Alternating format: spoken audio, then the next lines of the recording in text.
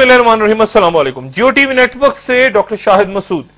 क्या पाकिस्तान अपने मौजूदा सियासी, माशी, खारजी, दिफाई और दाखिली बहरानों के साथ किसी भी किस्म के बैरूनी दबाव का मुकाबला करने की सकत रखता है?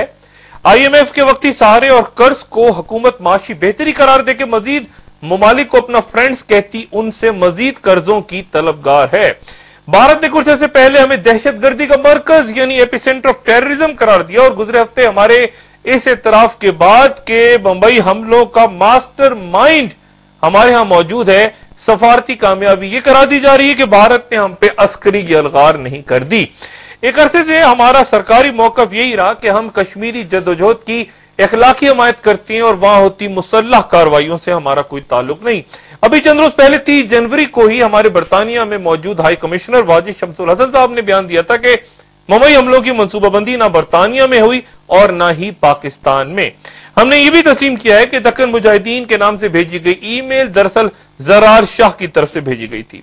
ठट्टा से 9 लोग एक कश्ती में बैठ के मुंबई पहुंचे, जिस दुकान से उन्होंने इंजन खरीदा गया, जहां से रकम यूरोपीय ममालिक भेजी गई।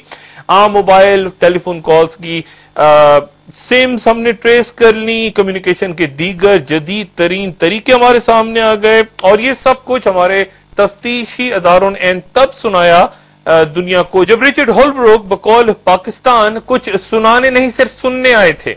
इसी दौरान किसी नामालूम मकाम पे गुमनाम अफराद के हाथों बेगुनाह पोलैंड के मखवी इंजीनियर को ज़िबा किए जाने के इंतहाई अफसोसनाक वाकये की वीडियो भी जारी कर दी गई। समाज से बढ़कर अपनी कार्रवाइयां पंजाब तक वसी करते वो शिद्दत पसंद जिनके बारे में अवाम ये जानने से कासिर हैं कि क्या ये कोई एक गिरोह है, मुख्तलिफ टोले हैं, कौन इनके पीछे है, अब इस्लामाबाद तक बढ़ने का पैगाम दे रहे हैं। हुलबरुक की अफगानिस्तान मौजूदगी के दौरान एक और बड़ा ड्रोन हमला हुआ है जो ओबामा दौर का तीसरा हमला है पाकिस्तान पे और चूंकि फौरन ही वहां गैर मुल्की उज़्बेक बाशिंदों की मौजूदगी का दावा भी कर दिया गया है, इसलिए जाहिर है एहतजाज के दरवाजे भी बंद और बेशतर तज्जियाकारों को यकीन है कि आने वाले दिनों में इन ड्रोन कार्रवाइयों में मजीद इजाफा होने वाला है। और फिर इन कार्रवाइयों का रद्द अमल किस तरह जाहिर होता है, गुजरे सालों में क्या नताइज बरामद हुए, वो हमारे सामने भी हैं और दुनिया के सामने भी।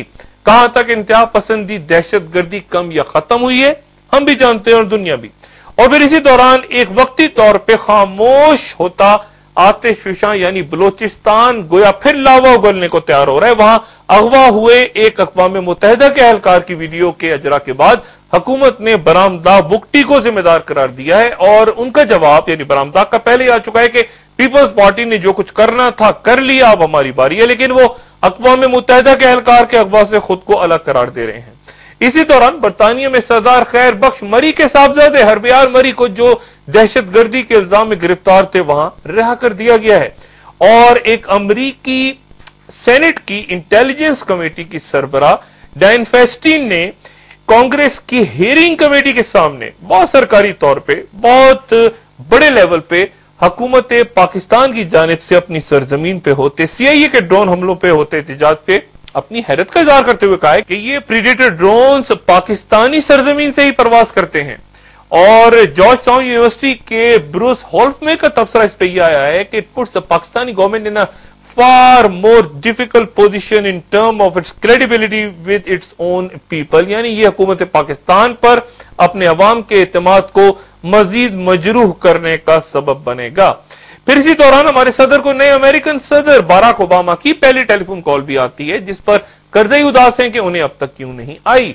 खारजा महाज पे वाज़ेह हो चुका कि हम पे दबाव में किसी तौर कमी नहीं बल्कि उसमें शिद्दत आने वाली है और ये सब कुछ उस सियासी अदम इस्तेकाम के दरमियान होने जा रहा है। क्या साराइयां जिसके बारे में ये है कि अगले हफ्ते शरीफ बरादरान की नाअहलियत फैसले के बाद जिसमें इजाफा हो जाएगा, हुकूमत वकला तहरीक के रहनुमाओं की जानिब से अचानक खुश खामोशी और मुस्लिम लीग नवाज से धरने का वाज़े ऐलान न होने पर इसे अपनी एक बड़ी फतह करार दे रही है और सेनेट में भी उसकी अक्सरियत होने जा रही है यानी पीपल्स पार्टी की।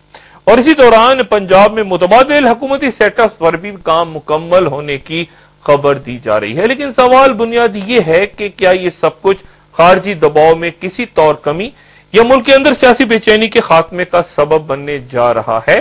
सबसे पहले आज की महफिल में मेरे साथ मौजूद हैं शेख रशीद अहमद साहब। शेख साहब अस्सलाम वालेकुम। वालेकुम अस्सलाम। शेख साहब, खामोशी छा गई है सियासत में, बिला मुकाबला उम्मीदवार मुंतखब हो रहे हैं सेनेट में, सब बज़ाहिर अच्छा अच्छा नजर आ रहा है, लॉन्ग मार्च, कुछ पंजाब हुकूमत रिलक्टेंट है, मुख्तलिफ तज्जियाकारों की मुख्तलिफ राय है, लेकिन सब ये कहते हैं कि कुछ होने जा रहा है।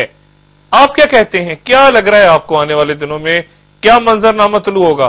देखिए, लॉन्ग मार्च और धरने से तो कम से कम मेरा ख्याल है कि पंजाब वाले तो पीछे हो गए हैं, क्योंकि वो कुव्वतें जो इन्हें बाहर लेके गई थी और फिर वो कुव्वतें वही कुव्वतें जो इन्हें वापस सियासत में जिन्होंने उन्होंने इनके पाँव में पाजेबे और घुंघरू हुए हैं और हाथों में 100 चूड़ियां इनके, और ये प्रीमियम शो जो है सॉफ्ट स्पोकन का जरूर करेंगे, लेकिन ये हार्ड हिटिंग या सीरियसली इस मूव का हिस्सा नहीं बनेंगे।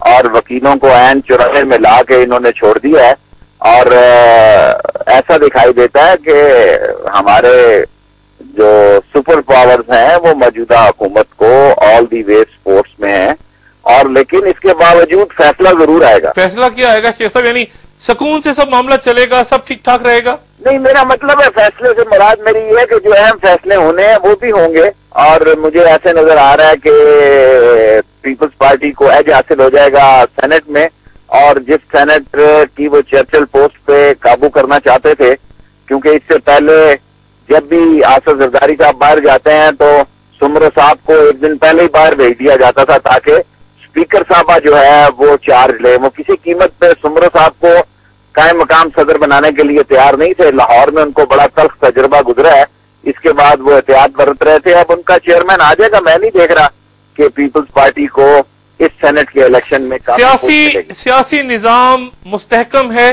बिल्कुल ऐसे चलेगा आगे। सियासी निजाम तो इस मुल्क में ना मुस्तहकम था ना है, और ये वही सियासतदान है जिन्होंने तारीख से सबक हासिल नहीं सीखा सियासी निजाम में। मैं आपके प्रोग्राम में डॉक्टर शाहिद साहब अर्ज कर चुका हूं कि मार्च अहम महीने हैं, लेकिन इंटरनेशनली मौजूदा गवर्नमेंट को मैं देख रहा हूं कि काफी बड़ी सपोर्ट मिल रही है। वो रेस्क्यू कर रहे हैं फाइनेंशियली भी, पॉलिटिकली भी, और जो फोर्सेस हैं जो इनके लिए थ्रेट हैं उनको वो पैगाम दे रहे हैं कि हाथ हल्का रखो। यानी मार्च के बाद ये होगा कि मरकज में पीपल्स पार्टी की हुकूमत, पंजाब में मुस्लिम लीग नवाज अपनी जगह, और इसी तरह से सिलसिला चलता रहेगा आगे। बज़ाहिर तो ऐसा दिखाई देता है, एक आधा केस का फैसला सुना देंगे, और वो फैसला क्या होगा ये अल्लाह को पता है। लेकिन अंडरस्टैंडिंग का मतलब ये नहीं है कि लॉयर्स के पीछे होने का मतलब ये नहीं है कि फैसला नहीं आएगा, फैसला आएगा। और उसके नतीजे में क्या होगा फिर? यानी अभी कुछ ना कुछ देखें, ख्वाहिशें तो हैं कि ये कुछ ठीक हो जाए, लेकिन खराब ही होता जा रहा है, और कोई कानूनी आईनी जमहूरी हल कम दिखाई देते हैं, और ये इस मुल्क की बदनसीबी है। तो आपको यानी बाहर की मुकम्मल सपोर्ट के बावजूद अदम इस्तेकाम नजर आ रहे हैं आने वाले दिनों में? ऑफ कोर्स, क्योंकि जो फिक्र होती है, जो बंदे के अंदर दर्द होता है, जो इंसान के अंदर अपनी कौम और अपने मुल्क और अपने लोगों के मसाइल के अंदर जीने का एक खुलूस होता है, वो खुलूस यहाँ नापैद है, उसकी कोई कहीं झलक दिखाई नहीं देती। उसी तरह लल्ले तो लल्ले हैं, उसी तरह शाह खर्चियां हैं, उसी तरह मुल्क की इकानमी को हर रोज देखें, रोज नया सेक्रेटरी बदलते हैं। फाइनेंस जैसे महकमे में 4 सेक्रेटरी बदल दी है। ये सब कितना अहम होता है कि बाहर की मुकम्मल सपोर्ट आपके साथ हो, लेकिन अगर अंदर बेचैनी है तो किस हद तक बाहर की सपोर्ट आपको बचा लेती है? जी देखें, शहनशाह रजा शाह पहलवी को नहीं बचा सकी अमेरिकन की फुल सपोर्ट, और उन्होंने वहां से सबक नहीं सीखा। अमेरिका देखें, जो ये बातें की जा रही है एक्सट्रीमिज्म की और तालिबानाइजेशन की, बेसिकली ये